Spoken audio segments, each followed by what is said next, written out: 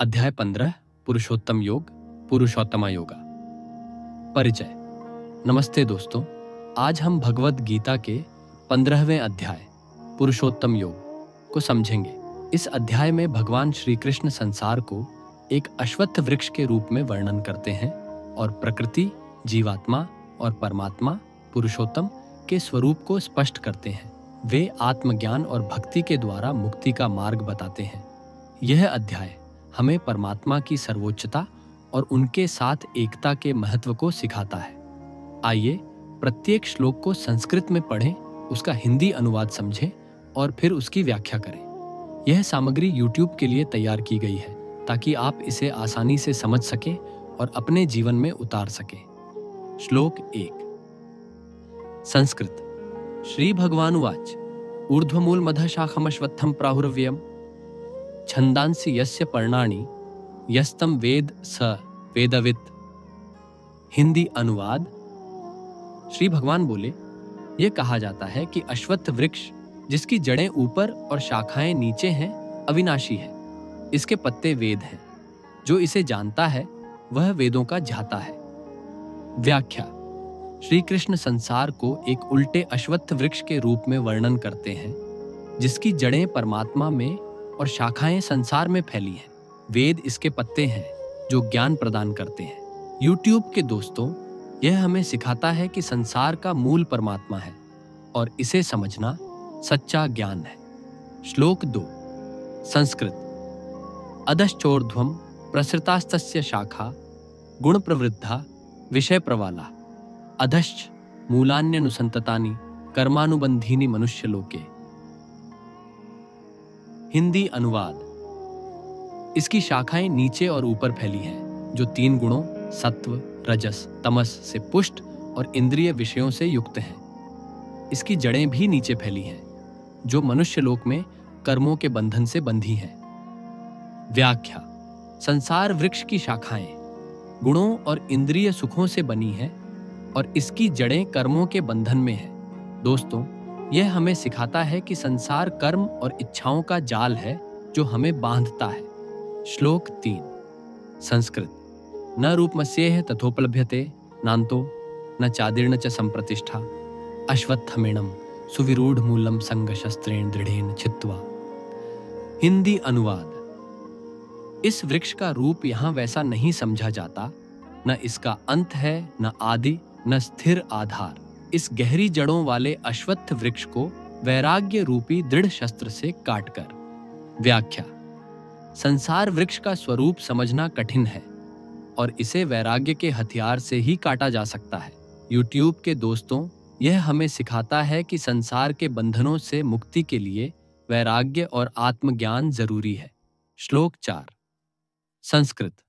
ततः पदम तत्परिमार्गितव्यम यास्मिन् गता न निवृतन्ति भूयः तमेव चाद्यम पुरुषम प्रपद्ये यतः प्रवृत्तिः प्रसृता पुराणी। हिंदी अनुवाद। उसके बाद उस परम पद की खोज करनी चाहिए जहां पहुंचकर कोई वापस नहीं लौटता। मैं उस आदि पुरुष की शरण लेता हूं जिससे यह प्राचीन सृष्टि प्रवृत्त हुई है। व्याख्या। वृक्ष को काटकर परमात्मा के परम पद की खोज करनी चाहिए। दोस्तों, यह हमें सिखाता है कि परमात्मा की शरण ही मुक्ति का अंतिम लक्ष्य है। श्लोक 5। संस्कृत।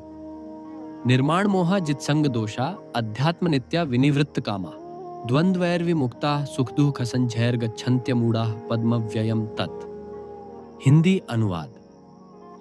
जो अभिमान और मोह से मुक्त आसक्ति के दोषों को जीत चुके, अध्यात्म में नित्यरत, कामनाओं से निवृत्त और सुख दुख के द्वंद्वों से मुक्त है, वे अज्ञानी नहीं रहते और उस अविनाशी पद को प्राप्त करते हैं।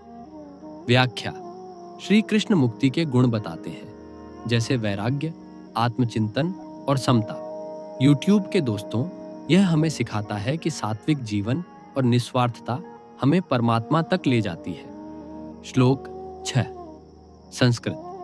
न तद्भास्ति सूर्य न शशांको न पावकः यद गत्वा न निवर्तन्ते तद्धाम परमम मम।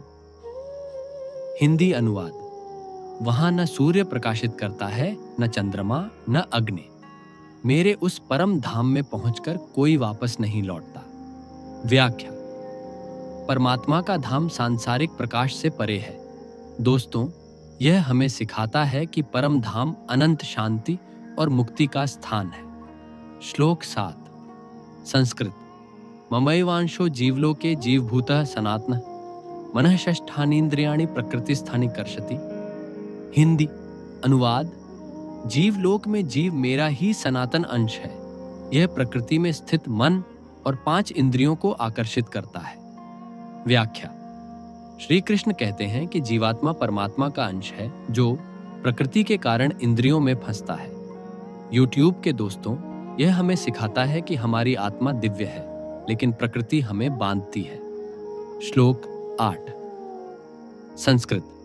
शरीरम यद्वाप्नोति यच्चाप्युत्क्रामतीश्वरः गृहीत्वैतानि संयाति वायुर्गंधानि वाशयात्। हिंदी अनुवाद। जब जीव एक शरीर को प्राप्त करता है या उसे छोड़ता है, तब वह इन इंद्रियों और मन को साथ ले जाता है, जैसे वायु सुगंध को ले जाती है। व्याख्या। जीवात्मा इंद्रियों और मन को साथ लेकर शरीर बदलता है। दोस्तों, यह हमें सिखाता है कि आत्मा अमर है और केवल शरीर बदलता है। श्लोक 9 संस्कृत। श्रोत्रम चक्षु स्पर्शनम च रसनम घ्राणमेव च अधिष्ठाय मनश्चायम विषयानुपसेवति इक। हिंदी अनुवाद। यह जीव काणों, आंखों, स्पर्श, जिह्वा और घ्राण इंद्रियों के साथ मन को आधार बनाकर विषयों का भोग करता है। व्याख्या। जीव इंद्रियों के माध्यम से सांसारिक सुखों का अनुभव करता है। YouTube के दोस्तों, यह हमें सिखाता है कि इंद्रिय सुख अस्थायी हैं और आत्मा को बांधते हैं। श्लोक 10 संस्कृत। उत्क्रामंतम स्थितम वापि भुंजाणम व गुणान्वितम विमूढ़ा नानुपश्यन्ति पश्यन्ति ज्ञान चक्षुषः। हिंदी अनुवाद। मूढ़ लोग जीव को शरीर छोड़ते, रहते या गुणों के साथ भोग करते हुए नहीं देखते। ज्ञान चक्षु वाले ही इसे देखते हैं। व्याख्या। केवल ज्ञानी ही जीव की वास्तविकता को समझते हैं। दोस्तों, यह हमें सिखाता है कि आत्मज्ञान के लिए आध्यात्मिक दृष्टि जरूरी है। श्लोक 11 संस्कृत। यतन्तो योगिनश्चैनम पश्यन्त्यात्मन्यवस्थितम यतन्तोऽप्यकृतात्मानो नयनम पश्यन्त्यचेतसः दः। हिंदी अनुवाद। योगी लोग प्रयास करके आत्मा को अपने भीतर देखते हैं, किंतु अशुद्ध मन वाले लोग प्रयास करने पर भी इसे नहीं देख पाते।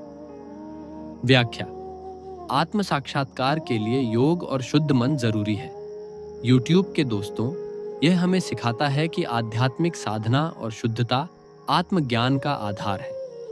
श्लोक 12 संस्कृत। यदादित्यगतम तेजो जगत भास्ति तत् यच्चंद्रमसि यच्छाग्नौ तत्तेजो विद्धि मामकम। हिंदी अनुवाद। जो तेज सूर्य में है, जो विश्व को प्रकाशित करता है, जो चंद्रमा और अग्नि में है, वह मेरा तेज जान। व्याख्या। श्री कृष्ण अपने तेज को सृष्टि के प्रकाश का स्रोत बताते हैं। दोस्तों, यह हमें सिखाता है कि परमात्मा ही सृष्टि की हर शक्ति का मूल है। श्लोक 13 संस्कृत। गामाविश्यच भूतानि धारयाम्यहमोत्सा पुष्णामि चौषधीः सर्वा सोमो भूत्वा रसात्मकः। हिंदी अनुवाद। मैं अपनी शक्ति से पृथ्वी में प्रवेश करके प्राणियों को धारण करता हूँ। चंद्रमा के रस रूप में मैं सभी औषधियों को पोषण देता हूँ। व्याख्या। परमात्मा सृष्टि का पालन और पोषण करते हैं। YouTube के दोस्तों, यह हमें सिखाता है कि परमात्मा ही जीवन और प्रकृति का आधार है।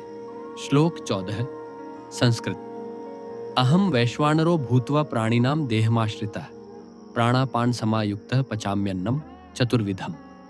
हिंदी अनुवाद। मैं वैश्वानर अग्नि के रूप में प्राणियों के देह में रहकर प्राण और अपान वायु के साथ 4 प्रकार के अन्न को पचाता हूं। व्याख्या। श्री कृष्ण पाचन अग्नि के रूप में प्राणियों में कार्य करते हैं। दोस्तों, यह हमें सिखाता है कि परमात्मा हमारे शरीर के सूक्ष्म कार्यों में भी मौजूद है। श्लोक 15 संस्कृत। सर्वस्य चाहम हृदि सन्निविष्टो मत्तः स्मृतिर्ज्ञानं पोहणं च वेदैश्च सर्वैरहमेव वेद्यो वेदांत कृद्वेद विदेव चाहम हिंदी अनुवाद।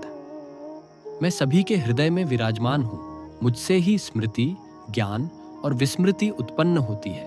मैं ही सभी वेदों द्वारा जानने योग्य हूँ। मैं वेदांत का कर्ता और वेदों का जानने वाला हूँ। व्याख्या। श्री कृष्ण स्वयं को सभी ज्ञान और स्मृति का स्रोत बताते हैं। यूट्यूब के दोस्तों, यह हमें सिखाता है कि परमात्मा ही हर ज्ञान और चेतना का आधार है। श्लोक 16। संस्कृत। द्वाविमो पुरुषो लोके क्षरश्चाक्षर एव च क्षरः सर्वं भूतानि कूटस्थोक्षर उच्यते। पल। हिंदी अनुवाद। इस लोक में दो पुरुष हैं, क्षर और अक्षर। सभी प्राणी क्षर हैं और कूटस्थ अपरिवर्तनशील अक्षर कहलाता है। व्याख्या।